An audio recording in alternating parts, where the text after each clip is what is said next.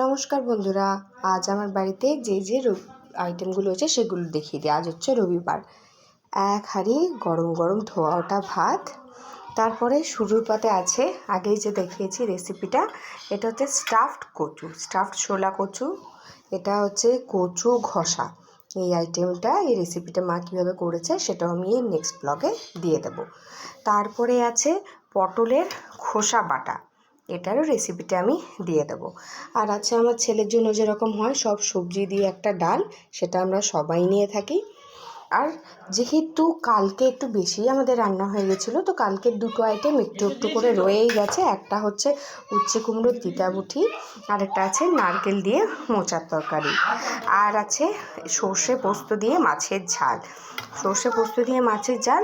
আমার হাজব্যান্ড যেহেতু কাল জার্নি করে এসেছে, বললো মাছ খাবো না, তাই জন্য আমাদের তিনজনের মতো কম করেই করেছে। ফ্রেশ মাছের আইটেমটা ফ্রেশ করে রান্না করাটাই ভালো।